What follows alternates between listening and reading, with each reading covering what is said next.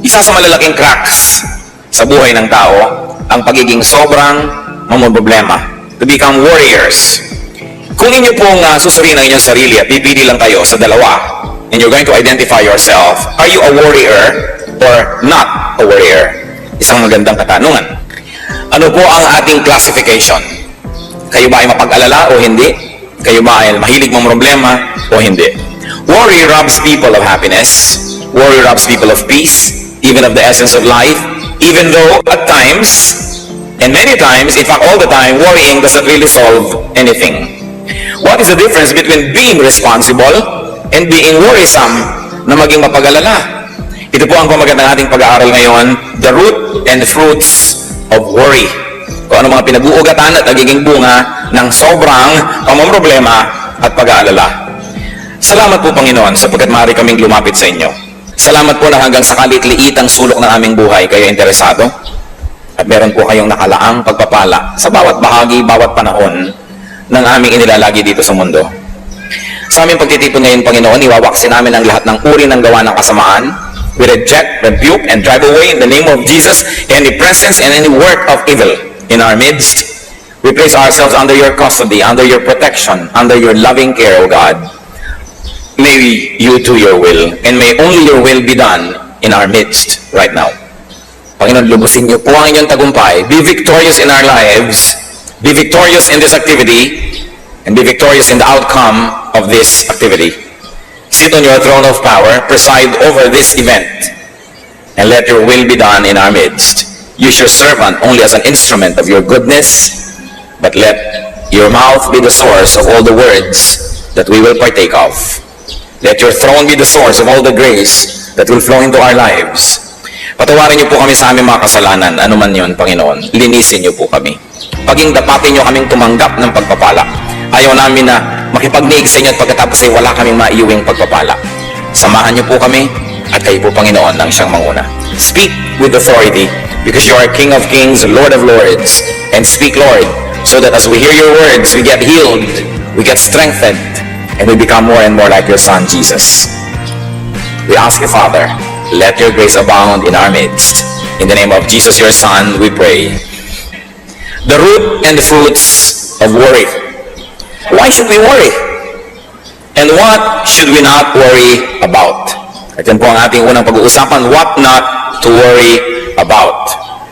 Matthew 6:25, therefore I tell you, do not worry about your life, what you will eat or drink, or about your body, what you will wear. Napakahalaga po na namnamin natin ang kahulugan ng mga salitang ito. Ang Panginoon ang nagsasabi nitong Matthew 6, buong chapter 6. At sabi niya, therefore I tell you, do not worry about your life, what you will eat or drink, or about your body, what you will wear. So do not worry about food and drink. Do not worry about clothes. In other words, do not worry about basic needs. Ano po ang dahilan? Why may we not worry? Because God knows you need this. Because God cares for you more than you care for yourself, and because God will provide. Matthew 6:26, in the same chapter, the Lord Jesus says and tells us why we should not become warriors.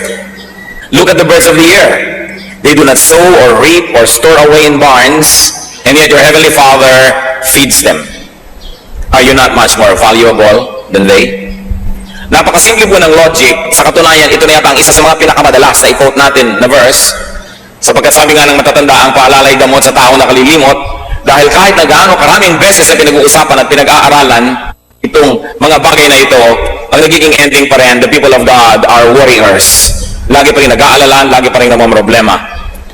Matthew 6:28-30. And why do you worry about clothes? See how the lilies of the field grow, they do not labor or spin. Yet I tell you, not even Solomon in all his splendor was dressed like one of these. If that is how God clothes the grass of the field, which is here today and tomorrow is thrown into the fire, will He not much more clothe you, O you of little faith? Sabi, bakit nag-aalala ka sa iyong susuotin? Ang mga damo ba gumagawa ng tela, nagtatahi ng damit? Pero hindi. Pero si Solomon, kahit ang yaman-yaman niya at pinagpala ng Diyos, kahit kailan, hindi nakapagbihis ng kasing ganda ng pananamit ng mga damong ito. Tamang-tama ang kulay, tamang-tama ang blending, ang harmony ng design. Sabi niya, kung yung damong buhay ngayon, bukas lanta na at sinisigan na lamang, dinadamitan ng maganda, ikaw pa kaya, taong maliit ang pagtitiwala. So do not worry about these things, and also do not worry about the future. Again, in chapter 6 of Matthew, verse 34, therefore do not worry about tomorrow, for tomorrow will worry about itself. Each day has enough trouble of its own. And why not? Why not worry about tomorrow? Because tomorrow will take care of itself. That is the logic. Pero kahit ilang beses na nating nadinig ito, sasabihin, ang daming beses ko nang nadinig yan, sawang-sawa na ako marinig yan. Ang itatanong ko, napatigil na po ba kayo mag-alala? Sa ilang beses nating nadinig ito. Kaya dapat madinig pa ulit-ulit. Sabi, huwag mong alalahanin yung bukas. Yung bukas, poproblemahin niya ang kanyang sarili. In other words, the Lord is saying, I'm here today, don't worry about tomorrow, because when tomorrow comes, I'll be there as well. Because I'm the Lord of yesterday, today, and tomorrow. Marami po sa atin ay hindi tayo nag-enjoy sa buhay kasi yung ibinibigay na grasya ng Diyos para ngayon, pinaghahati natin. Kalahati para ngayon at kalahati para bukas na inaalala na natin ngayon pa lang. Samantalang yung bukas, pagdating niya, may kasama siyang sariling grasya para sa Kanya. May sarili siyang pagpapala na kasabay niyang darating. Pero dahil yung pagpapala ngayon na dapat sanay ngayon at kasya para sa ngayon ay pinaghahati natin dahil nag-aalala na agad tayo bukas. At pagdating naman ng bukas yung darating na grasya, hahatiin mo na naman para sa makalawa, kahit kailan hindi na tayo titigil mag-alala. I like to be very emphatic that the Lord does not teach us not to plan. Pinupuri nga ng Bible yung langgam na marunong magplano para sa darating na tag-ulan, nag-iimpok na daw ng pagkain. So you may plan. You may even want to save. You may want to be very detailed about how you want to spend your retirement. But the point is, after you have done the planning and after you have done what you could, stop worrying. Because even if you're worried, there is nothing that you can do to control the outcome of what may happen still. Ang inaalis ng Diyos sa atin yung walang kwentang pag-aalala, hindi niya inaalis yung maging responsable. Hindi niya inaalis yung maghanda, magplano. Pero kung nagtanim ka ngayon kasi hindi ka makatulog buong gabi dahil iniisip mo kung tutubo yung itinanim mo, it will not help the plant and neither will it help you. So just do what you can and trust that the Lord loves you, that the Lord likes to bless your work, and go on with life with peace and in peace. What else do you not worry about? Do not worry about what you cannot do, what you cannot accomplish. Yan na nga po yung binabanggit natin. Kaya nyo ba na palabasin ang ugat mula sa buto ng isang halaman matapos yung nga itanim ito? No. Pero kaya nyo itanim? Yes. So, yun ang alalahanin nyo, itanim. Kaya nyo diligan? Diligan. Kaya nyo bunutan ng mga damo? Bunutan ng damo. Pero hindi nyo kaya, huwag nyo papelan kasi mahihirapan lang tayo lahat. Kaya nating payuhan ang ating mga anak? Payuhan. Kaya natin silang bigyan ng magandang halimbawa? Bigyan. Pero para mag-alala tayo na mag-alala kung sinong mapapangasawa nila, kung anong gagawin nila sa buhay, magiging mabuti ba sila o masamang tao, useless. Just do your best. Ang sabi sa Bible, train up a child in the way he should go, and when he is old, he will not depart from it. So do your activity in the right time. When the child is young, teach. And then, sit back and relax at anihin ninyo ang bunga ng mabuting pagiging magulang at ng mabuting pagpapalaki ng anak. Generally speaking, pag pinalaki mo ng mabuti, generally speaking, magiging mabuti rin yung tao. Sobrang exceptional pagka hindi pa naging mabuti yan. Tapos sasabihin pa ng iba, bakit naman yung anak niya ganon? Pinalaki pa sa Bible school, pinalaki pa sa church, takot-takot na Sunday school at camp at retreat. Ang ginawa, ipinaglilihi pa lang niya, ipinagpe-pray na, nilalay hands pa yung pagkabuntis, yung tiyan itong buntis na ito, bakit ganyan pa rin ang nangyari? Aba, anong ibig niya sabihin? Walang napala tayo sa ating pananalangin? Walang naging bunga ang pagtuturo ng Sunday school? Walang naging bunga ang pagpapalaki sa church? Meron! Pero sasabihin niya, bakit nagkaganon pa rin? Yun nga Kung hindi yan pinalaki sa church, hindi yan tinuruan, hindi yan ipinanalangin, baka nadaig na niyan si Satanas. Kaya yung may nagawa pa rin mali, huwag po sasabihin na baliwala ang lahat ng pagpapalaki. Dahil sa pinalaki mo pa rin ang tama at ang magagawa mo, na-control pa, nagkaroon pa ng hangganan dahil maring lampas pa dyan ang pupuntahan niyan dapat. Wala pong mabuting gawa na nasasayang. Walang mabuting pagtuturo sa mong nasayang.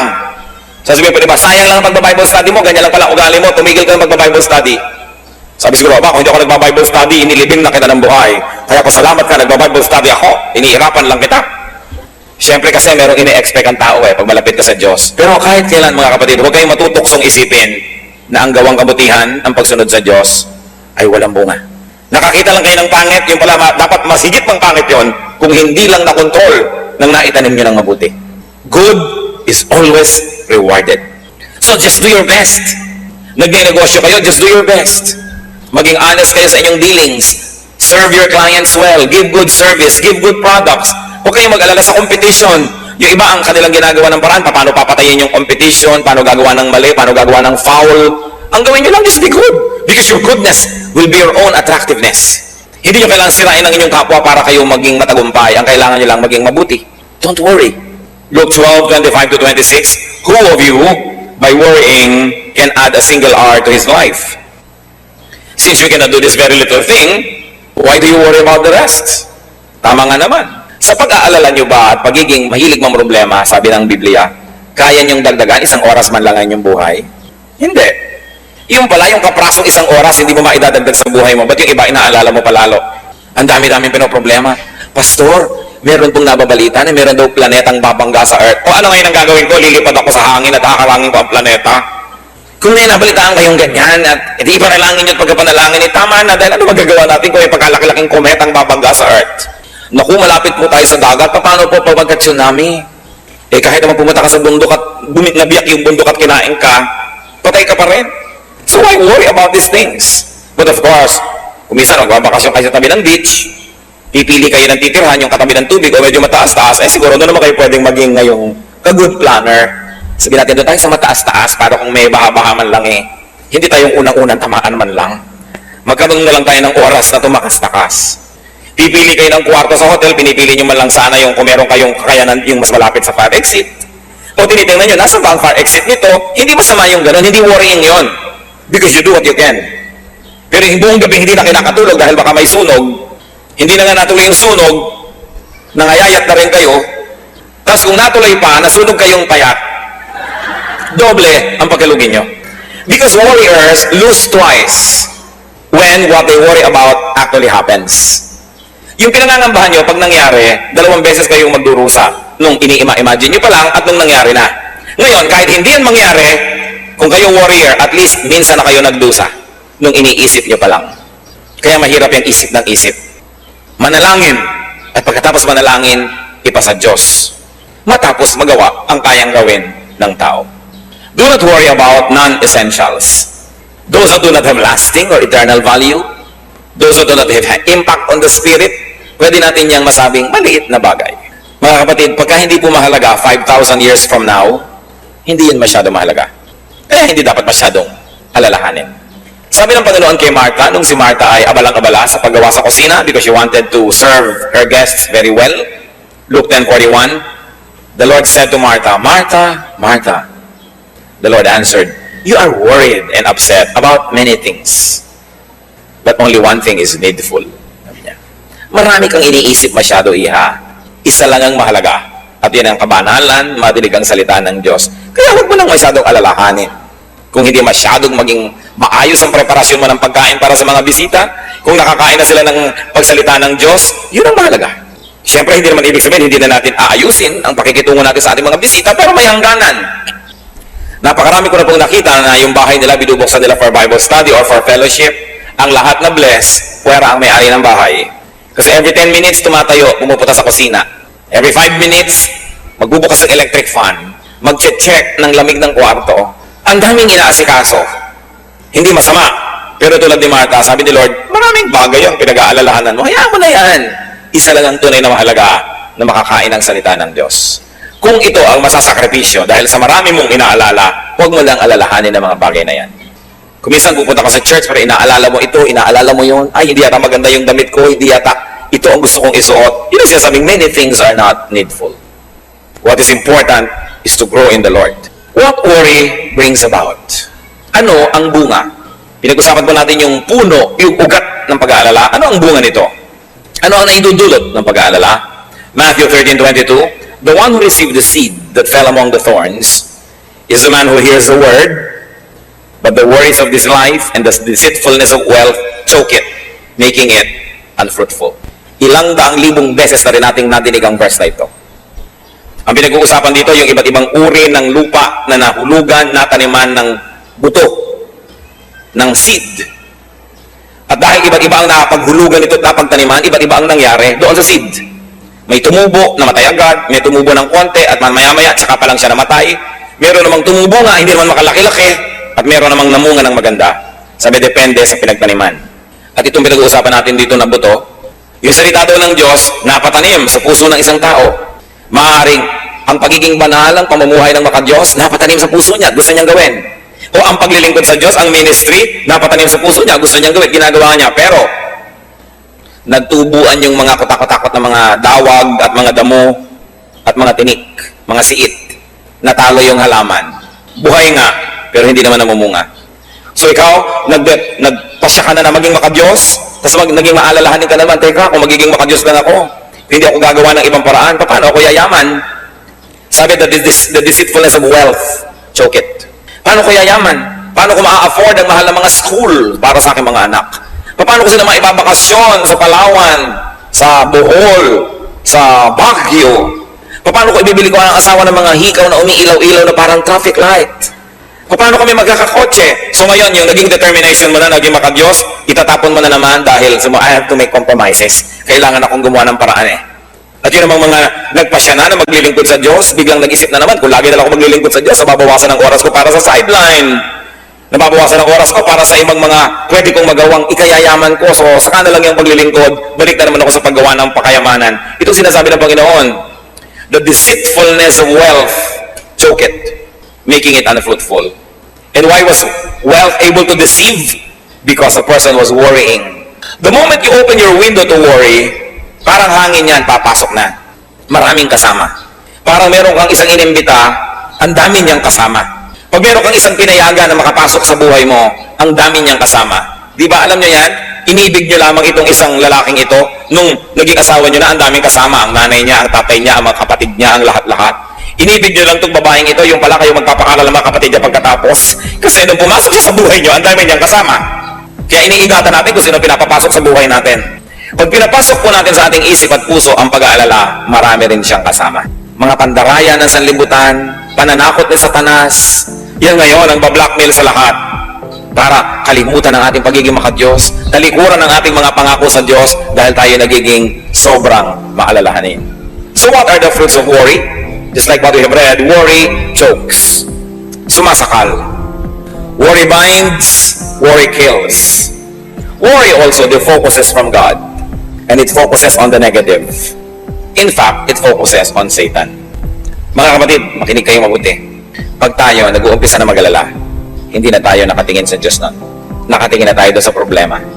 Pag tinitigan nyo ang problema, lalaki yan ng lalaki at tayo'y liliit ng liliit. Huwag niyong tititigan ang problema, ang titigan niyo ang Diyos na mas malaking hindi hamak kaysa sa problema. Pag tinitigan natin yung nakakatakot, lalong lumalakas ang loob nun, lalong nananakot. Pero dapat ang tititigan natin yung Diyos, who is Lord of Lords, who is King of Kings. And you must never forget that in the name of Jesus, every knee will bow in heaven, on earth, and under the earth. Ito ang gusto kong hamon sa ating lahat. Sukatin natin ang bawat sarili natin. Tandaan nyo, oras na nag-aalala na kayo, di na kayo nakatingin sa Diyos. Kaya alalahanin ng Diyos. Alalahanin ang kanyang mga pangako, ang kanyang mga salita, ang kanyang mga ginawa, ang ginawa ng Panginoon sa lupa, ang mga iniwan niya at binitawang mga pangako, ang kanyang salita. Mabubuo muli ang ating determinasyon na sa kanya umasa. But remember, hindi lang yung religion na parang nakakalasing, na wala ka nang ginagawa kundi magdasal, wala ka nang ginagawa kundi umasa ng himala. Hindi yun. Ginagawa natin ang kaya natin gawin, at ipinasa sa Diyos ang magiging bunga. Pero hindi pwedeng sa umpisa lang, ipinapasa sa Diyos mo na. Yan ang nangyayari na ang relihiyon ay nagiging isang masamang bisyo. Kung ang tao hindi na gumagawa ng tama, ng mabuti, at iniaasa na lang sa himala ang lahat ng bagay. Kailangan magkasama yan. Faith and works must always blend together. Luke 12:29-30, do not set your heart on what you will eat or drink. Do not worry about it. For the pagan world runs after all such things, and your Father knows that you need them. Sabi niya, alam niyo kung sino lang dapat nag-aalala kung may kakainin pa sila, kung mabubuhay pa sila, dapat yun lang mga taong walang Diyos.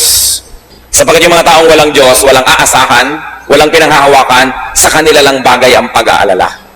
Pero sa mayroong Diyos, hindi bagay yan. Sa Diyos na nagsasabing, 6 days you shall labor and do all your work, and on the 7th you will rest. In the same manner, the Lord is saying, do what you can, work hard. But after working hard, you rest. Because what you plant, you will harvest. Kung anong itinanim mo, aanihin mo rin. Sabi, hindi bagay sa inyo na mayroong mga Kristo sa puso ang pag-aalala. What else does worry bring about? Worry drains energy. Naranasan niyo na ba na managinip na hinahabol kayo ng kung ano man o sino man? At nung nagising kayo, kahit sa totoo lang, nakahiga lang naman kayo, kayo'y pagod na pagod. Naranasan niyo na bang nanaginip kayong kayo ay nalulunod? At nung nagising kayo, talaga nung habol-habol yung inyong hininga.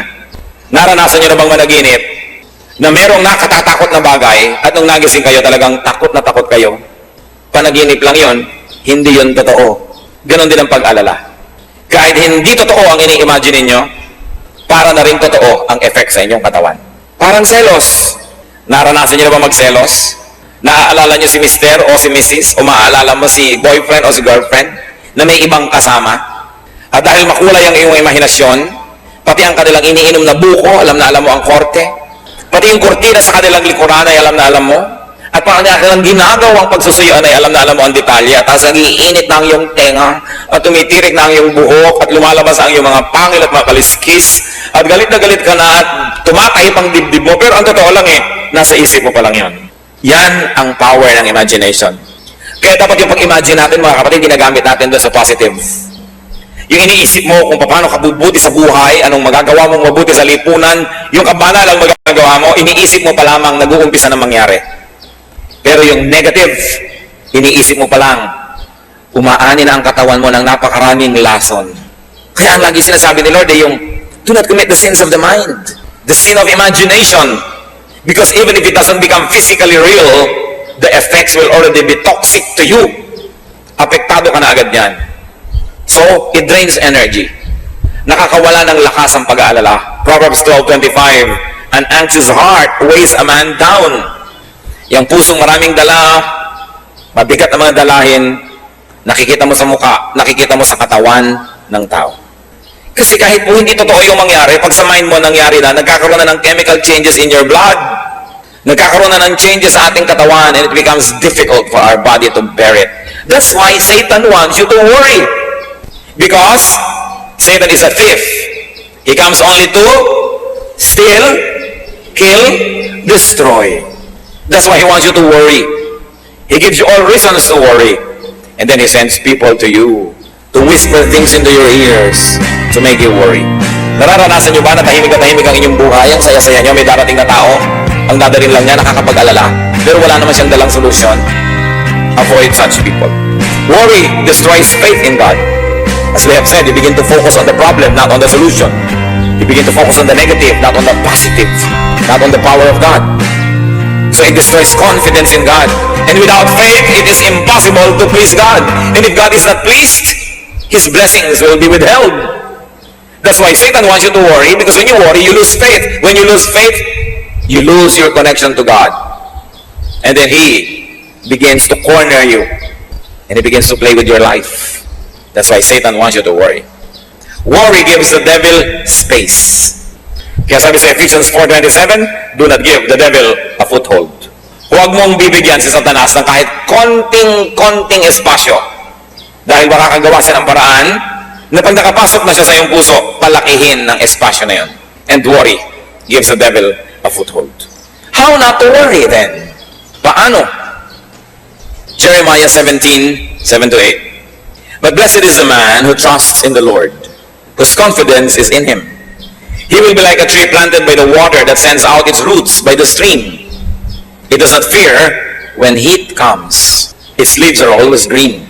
It has no worries in a year of drought and never fails to bear fruit. What is the way to blessedness? Sinasabi dyan, trust in the Lord. Why do we worry? Because we trust in ourselves, and we know that we ourselves cannot be that powerful to contain and to solve our problems. Why do we worry? Because we trust in other people. Then, the complicating worry is, what if those people left us? What if they do not come on time? What if they fail us? Then you worry. We worry because we trust in things. We say, I am okay because I have a lot of money. We are okay because we have a good house, because we have this, because we have that. So what is the complicating problem? Hindi ka natitigil magbantayan ng kayamanan mo, ng bahay mo, ng bagay mo, kasi doon ka na nakaasa. Nakaasa ang iyong prestige sa magandang kotse, kaya konting gasgas lang, pero problema mo na. Ang layo-layo sa bituka. Kikipag-away ka dahil nagasgasan yung kotse mo. Dahil ano ba yun? Inaasahan mo na yun ang magbibigay ng ningning sa iyong pangalan? Kasi kung sinasabi mo lang, ito ang magbibigay sa akin ng transportasyon so that I could travel from point A to point B, ano ba naman konting bangas dyan, konting ukad dyan, basta umaandar ka at safe ka. Pero dahil siguro marami kang ibang inaasahan na ibibigay sa inong ganda nun, kaya ka ngayon naman problema. May dumaan lang na konting tricycle, nakatingin ka, baka magasgas ang kotse mo. Kaya nakikita mo mga taong barong Tagalog pa daw, naka-Amerikana, halos magbakbakad doon sa sulok, sa isang kanto, at ang nakahambala ng sasakyan nila, inabala nila ang buong syudad dahil nagkagalusan ng konti. Hindi pa tinamaan ang katawan nun, kotse pa lang, nagpapataya na. Ano pa kung yung kamay niya ay nadurog? Marami kasi tayong ginagawang at minamanufacture na problema. Kanino po ba tayo nagtitiwala? Pag ipinagtiwala nyo na ang ligaya nyo sa buhay sa isang tao, kahit pa asawa nyo yon, anak nyo yon, magulang nyo yon, at siya na ang pinagtitiwalaan nyo, magbibigay sa inyo ng mga kailangan nyo at kaligayahan at lahat-lahat, ano nangyayari? You become possessive. Kaya yung taong walang iniibig, taryapa ang buhay. Subukan yung ma-in love at napakarami kayong magiging worry, nag-aalala kayo, nagseselos kayo, mapatingin lang sa iba, nag-aalala na kayo, kung ano-ano na, kaya kung ano-anong operasyon na ang ginagawa sa mukha dahil tingin ng tingin ng asawa sa iba. Isa mo, dito tumingin ka nga, bahala ka, basta nagagandahan sa akin ng Diyos, ginagawa ko ang best. At ang kaligayahan ko sa Diyos ko, iaasa ko, nandiyan ka, salamat sa Diyos, at kung wala ka, may Diyos pa ako. Pero oras na iniasa mo lahat sa tao, ano mangyayari? You will possess that person, and you will guard that person, and you will never be able to sleep. Meron pa po ng mga ginang na naglalagay ng mga panghuli ng daga nakapaligid sa kama nila dahil baka daw ang mga katulong nilang babae puntahan ng kanyang asawa sa gabi. Aba, hindi ako nagbibiro. Kaya kung siya ngayon ang maihi sa gabi at nalimutan niyang marami siyang inilagay doon, isipin niyo pag-aalala, bakit sobra ko naman itong babantayan? Diba, kung ayaw nga ba niya sa akin? Di we both lose? Pero yung para ka lagi naghahabol, check ka ng check, nasan ka na, wala ka na sariling buhay nun. Why? Dahil iniasa mo na ang iyong kaligayahan sa iba na yung pag-ibig lang niya ang makakabigay sa iyo ng buhay. Kaya sinasabi ng Bible, love the Lord your God with all your heart and with all your soul and with all your mind. Because when you love God and you make Him number one, you are sure that your number one will never leave you. So kung may asawa ka, dapat number 2 lang yan. May anak ka, number 3. Kasi dumating mat umalis yan, nalulungkot ka, iniinda mo, pero buhay ka pa. Kasi may Diyos ka eh. Pero pag tao na ang ginawa mong Diyos, wala ka nang gagawin sa buhay kundi mag-alala. So hindi, talagang napaka-faithful ng mister ko, talagang mahal na mahal ako niyan. Okay. Kung sasakay naman niya ng aeroplano, nervyos na nervyos ka. Kung magbibiyahe, wala ka nang ginawa kundi mag-alala. Kasi wala, anino ka na lang niya, hindi ka na tao eh. So mahal kita, nag-aalala ko para sa iyo, ipananalangin kita. Ayaw ko pa sanang kunin ka ng Panginoon, sana kunin tayo sabay, magka-holding hands. Pero kung kinuha ka na, malulungkot ako siyempre, pero ipagtitiwala kita sa Diyos at ipagtitiwala ko pa rin ang sarili ko sa Diyos. Yan ang pinagkaiba ng may Diyos. Kaya sabi ni Lord, bakit kayo nag-aalala na parang wala kayong Diyos? These things belong to pagans. But for people who have God in their hearts, you are stable. Nauuga ka lang ng konti. Nawalan ka ng kayamanan, nauuga ka ng konti. Nawala ang mahal natin sa buhay, nauuga ka ng konti. Kasi ang tibay-tibay ng Diyos na nasa kalooban mo. Kaya ang gusto ng Diyos, number 1 siya eh.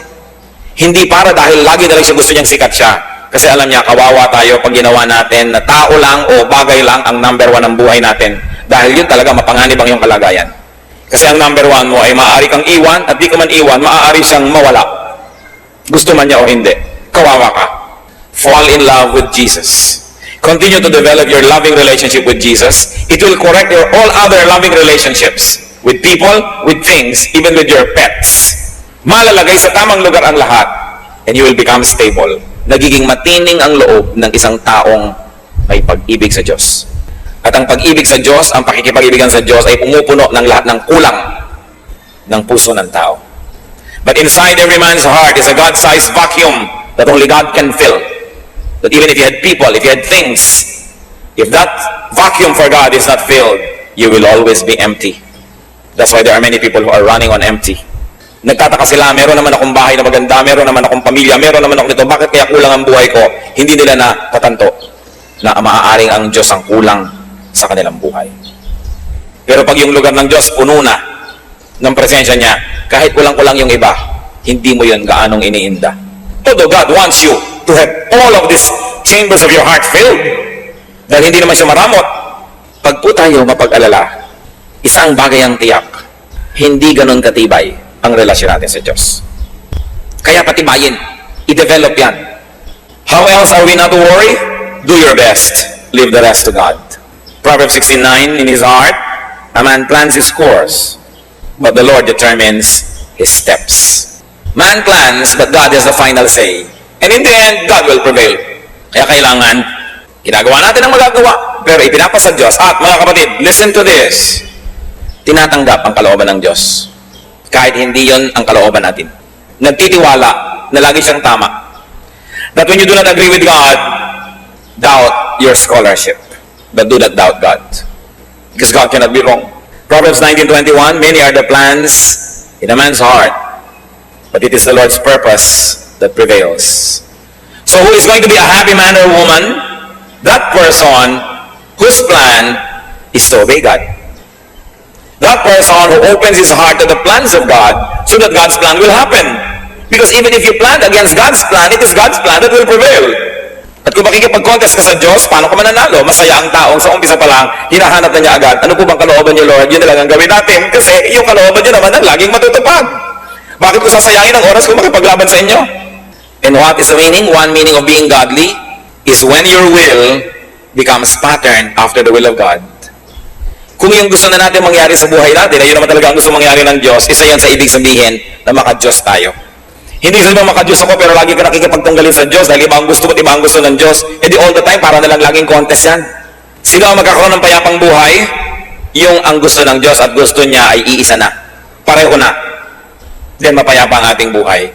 Kaya gusto natin ay lagi nating malaman ang salita niya, makilala siya, para maiayon natin ang ating pag-iisip, ang ating buhay sa Kanya.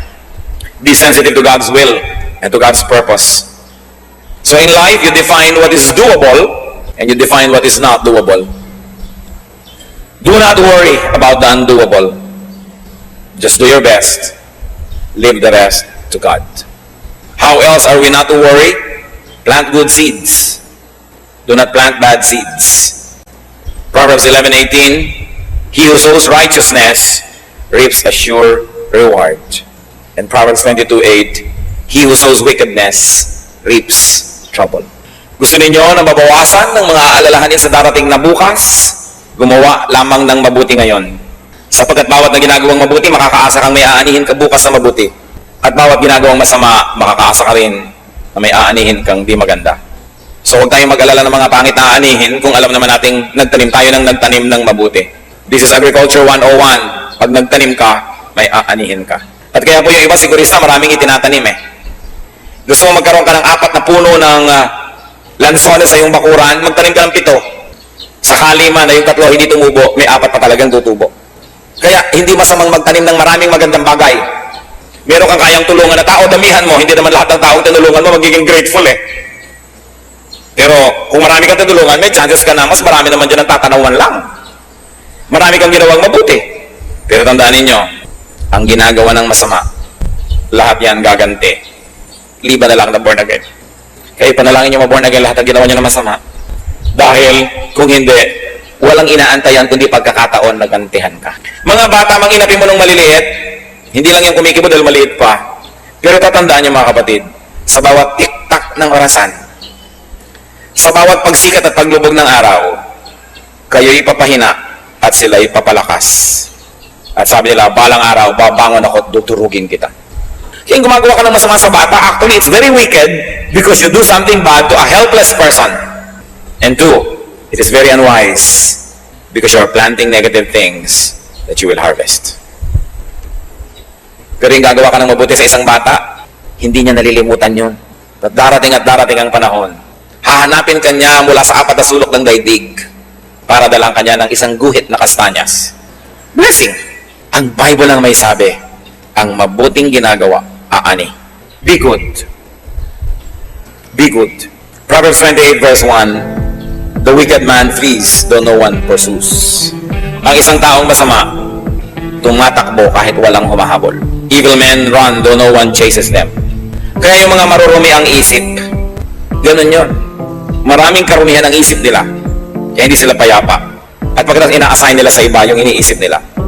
So what do we do? How not to worry, brothers and sisters? Avoid warriors. Huwag kayong sasali sa Warriors Club.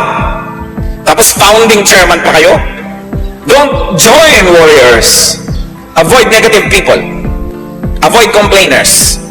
Deal with them only to minister to them, but do not be friendly with them. Huwag kayong mga kapalagayang loob nyo, yung mga lagi na lang natatakot na nag-aalala, kasi nakakahawa yan. Go to them to minister to them. Go to them to bring them the light of the gospel, but do not fellowship with them. Hihilahin nila kayo pababa. Proverbs 13:20, he who walks with the wise grows wise, but a companion of fools suffer harm. And worrying is foolishness. Fools worry a lot. Wise people do what they can and then trust God. So saan yung gano'n? Huwag kang mag-orkada sa mga ganyan. Remember God's goodness. Remember to be thankful to God. Remember God's track record and you will have nothing to worry about. Alam natin yung nasukol ang mga Israelites, ng mga Egyptians sa tabi ng pampang ng dagat, sasalakayin na sila, nag-worry sila.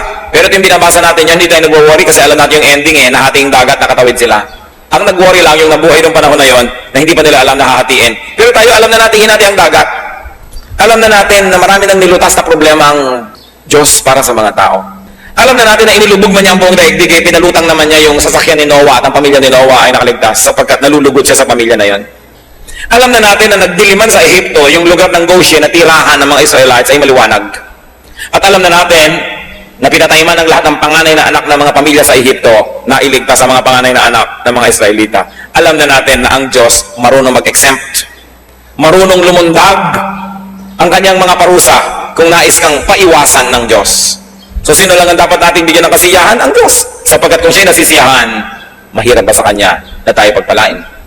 Sino ang makakapigil sa Diyos kung gusto Kanyang pagpalain? At sino naman makakapilit sa Kanya kung ayaw Niya? So sa halip na mag-alala, ang gawin natin ang kalugod-lugod sa Diyos at Siya ang bahala sa atin.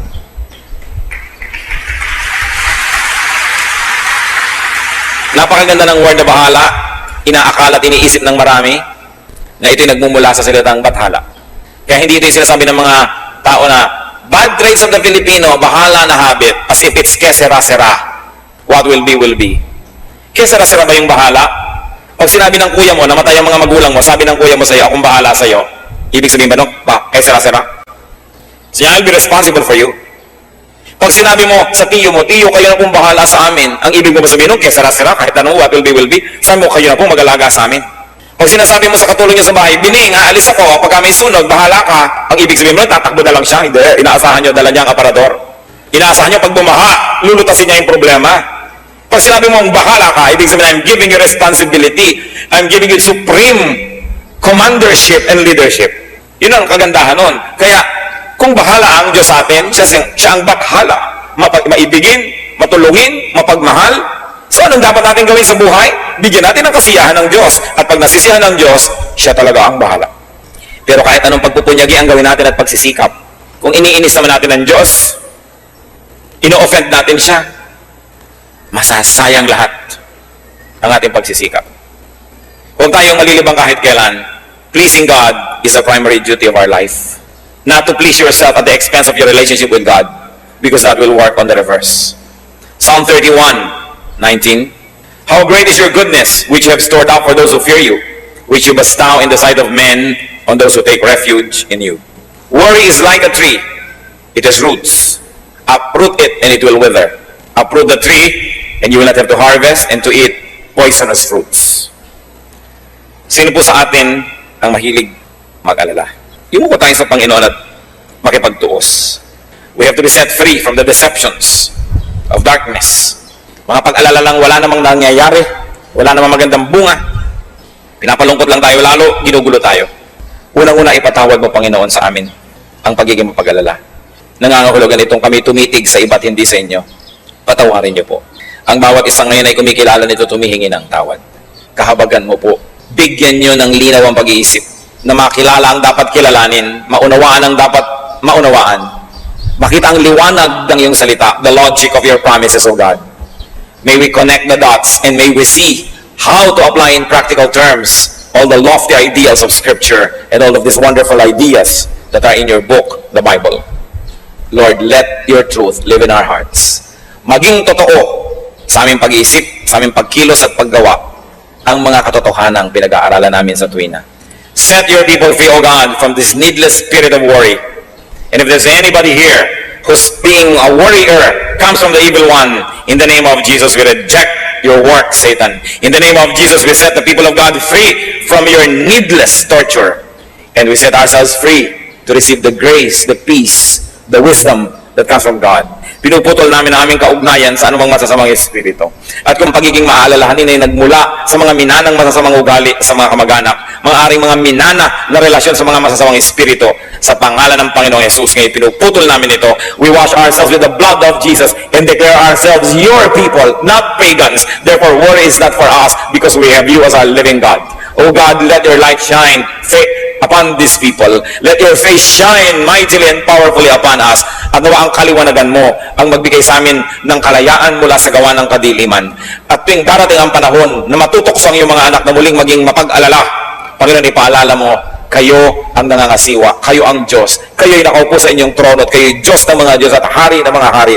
Kayo ang solusyon, kayo ang sagot sa aming mga tanong at mga suliranin. Huwag kami kahit kailan magtiwala sa sarili lamang o sa kapwa-tao lamang o sa mga bagay lamang, kundi sa iyo kami lagi magtiwala. Palayain mo ang iyong mga anak, Panginoon, at nawa sa mga nalalabi pang araw na ipahihiram mo sa amin sa maiksing buhay na ito, malaman namin ang ibig sabihin ng tiwasay na pag-iisip. Malaman namin ang ibig sabihin ng payapang buhay. Kahit lahat ng gusto namin ay wala dyan, kahit maraming sa tingin namin ay kulang, yung kapayapaan mo ang pumuno sa amin at yung pagtitiwala sa iyo ang magbigay sa amin, Panginoon, ng tibay ng loob. Palayain mo ang iyong mga anak, alang-alang sa dugo ni Kristo na ibinubo para sa iyong mga anak, Panginoon. Hugasan mo kami mula sa aming mga karumihan. Palakasin mo kami mula sa aming mga kahinaan. Hanguin mo kami, Panginoon, sa mga kinasadlakang mga suliranin at mga pag-aalala.